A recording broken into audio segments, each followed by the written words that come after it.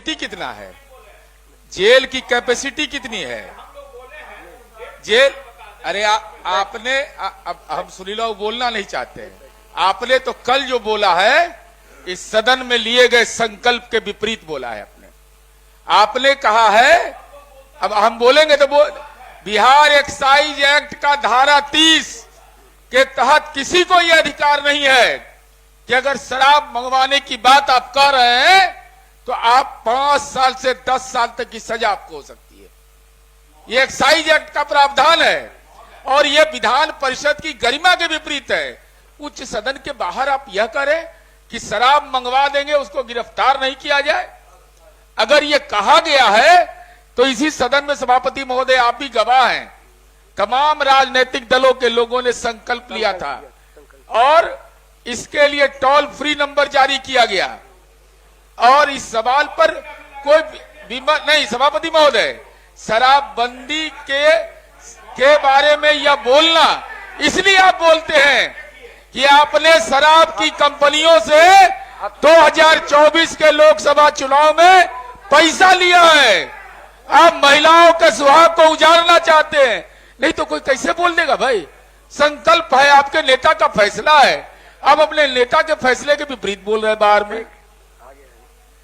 इसलिए सभापति महोदय ये बात विराम लगना चाहिए। पहला 5 लाख आदमी कैद है, थाना में है, 5 लाख है, 45,000 44,000 कैपेसिटी है। कोई व्यवस्था है महोदय? हाँ है ना, कोई व्यवस्था है कि आप ये जो प्रश्न है महोदय, इस प्रश्न में ये कहां से ये भाषण घुस गया हम जानना चाहते हैं महोदय। कैसे घुस गया आप बताइए। ये बोले कि आप शराब वाले से पैसा लेते हैं, हम बोलते हैं कि किंग महेंद्र से 99 लाख रुपया जदयू प्रत्येक महीना लेते रही 5 साल तक। 5 साल तक प्रमाण दीजिए सभापति महोदय। अब मैं प्रमाण देता हूँ इलेक्ट्रोल बॉन्ड का, मैं प्रमाण दे रहा हूँ सभापति महोदय। मेरे पास प्रमाण है, इलेक्ट्रोल बॉन्ड में लिया गया पैसा। सभापति महोदय, अरे हम तो प्रमाण देने को तैयार है, आप दीजिए, आप दीजिए प्रमाण, प्रमाण दीजिए, प्रमाण आप बोलिए। अरे आप प्रमाण दीजिए। आप किसी राजनीतिक दल के बारे में ऐसी टिप्पणी करते हैं, मेरे पास प्रमाण है आपका, इलेक्ट्रोल बॉन्ड के रूप में आपने लिया है 2024 में, तो प्रमाण है। और आप अरे हम तो कह रहे हैं आप दीजिए ना, हम आरोप लगा रहे हैं, प्रमाण देंगे तो तैयार हैं, आरोप लगा रहे हैं, प्रमाण नहीं दे रहे हैं। आपके कोषाध्यक्ष जी बैठे हुए हैं, पहले पूछ लीजिए मैं गलत बोल रहा हूं कि सही बोल रहा हूं। आप क्या बात करते हैं, ये रिकॉर्ड है, रिकॉर्ड। माननीय सदस्य 99 लाख रुपया प्रत्येक महीना किंग महेंद्र 5 साल तक देते रहे। माननीय सदस्य, आप अप्रासंगिक विषय उठा रहे हैं। नहीं आप महोदय ये विषय नहीं, सनातन धर्म अब बोलेंगे माननीय मंत्री। नहीं, अरे आप बोलिए ना कि शराब की कंपनी से पैसा लिए है कि नहीं लिए है, कल 4 सीट पर आ गए।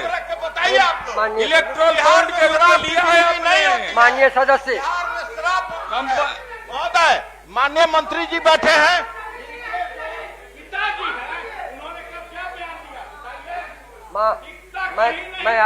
मैं खड़ा हूँ आसन पर। सदन में इस तरह की अराजकता पैदा न की जाए और माननीय सदस्य को स्मरण रखना चाहिए कि सर्वोच्च न्यायालय ने आप पर कुछ टिप्पणी की है। नहीं, आप चाहते हैं कि आप असलियत ना बोले तो हम अभी सदन से जाने के लिए तैयार हैं नहीं कहा जा रहा, लेकिन आप उनको नहीं बोल रहे हैं। मैं वो कह रहा प्रसंग, उनको नहीं बोल रहे हैं। आप प्रसंग से इतर भी नहीं कहा। इस पार्टी को किसने चंदा दिया? ये चंदा का प्रश्न आ रहा है। क्या नहीं, बोले? आप दारू वाले से चंदा लेते हैं, उन्होंने क्या बोला महोदय? उन्होंने क्या बोला? आप बैठिए, आप बैठ जाइए।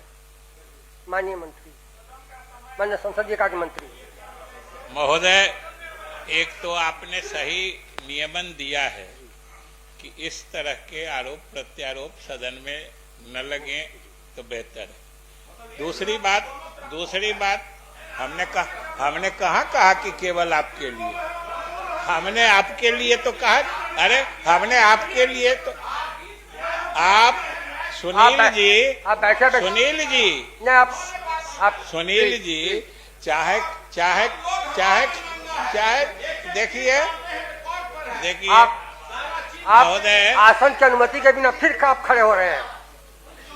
महोदय, ये खड़े होके भी यही बोलते हैं और दूसरे जब बोलने के लिए खड़े होते हैं तब भी बैठे बैठे यही बोलते हैं, तो ऐसे में दूसरों की बात कैसे सुनी जाएगी। और सुनील जी, आपने मेरे शब्दों को सुना नहीं।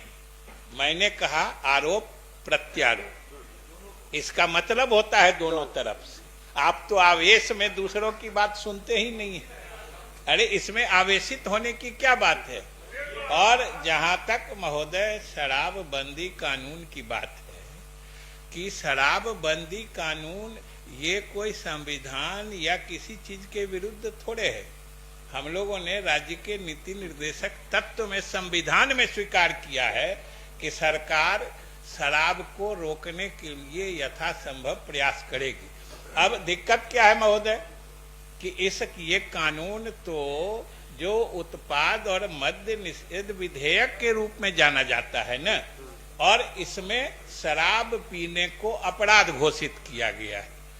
और किसी चीज को अपराध घोषित किया जाता है, इसका मतलब वो बंदी कानून नहीं होता है। उसको रोकने के लिए, उस आचरण या उस आदत को हतोत्साहित करने के लिए वो कानून बनाया जाता है। महोदय, मर्डर के खिलाफ जो कानून आज इतना दिन से चला आ रहा है, हम लोग उसको हत्याबंदी कानून कहते हैं। कहीं अगर किसी चीज को रोकने का कानून बनता है तो मतलब सरकार या संविधान सम्मत तरीके से उस आचरण को समाज में फैलने के रोकने के लिए, समाज से मिटाने के लिए कानून बनता है। क्योंकि मैं आए दिन सुनता हूं कि शराबबंदी कानून है, शराब तो मिल रहा है। भाई शराबबंदी कानून नहीं है, कानून है शराब पीने को अपराध घोषित करने का। जैसे हत्या करना अपराध है वो कानून में है और उसके लिए सजा निर्धारित है, तो उसको हत्याबंदी कानून तो नहीं कहते हैं। शराब पीना चूंकि समाज में गलत माना गया है, हमारे राष्ट्रपिता गांधी जी से लेके हमारा संविधान अपने नीति निर्देशक तत्वों में कहता है कि सरकार शराब को हतोत्साहित करने के लिए, शराब नहीं पीने के लिए अपने लोगों को प्रोत्साहित करेगी। और इसीलिए सरकार ने ये कानून बनाया है। इसको गलत ढंग से व्याख्या करके हमेशा इस कानून को, अरे ये तो समाज हित में, ये तो कौन कहते हैं कि शराब पीना अच्छी बात है। महोदय, आश्चर्य तो तब होता है कि कोई ये भी नहीं कहेंगे कि नहीं खूब शराब पीना चाहिए, कसम भी खा लेंगे जब शराब रोकने की बात आएगी, लेकिन कहेंगे कि शराबबंदी कानून है, अरे शराब धड़ल्ले से मिल रहा है। अरे मिल रहा है तो ये गलत बात है ना, आप उसको रोकवाने में सहयोग करिए। आपकी जिम्मेदारी सिर्फ ये नहीं है कि आप कहिए कि शराब मिल रहा है।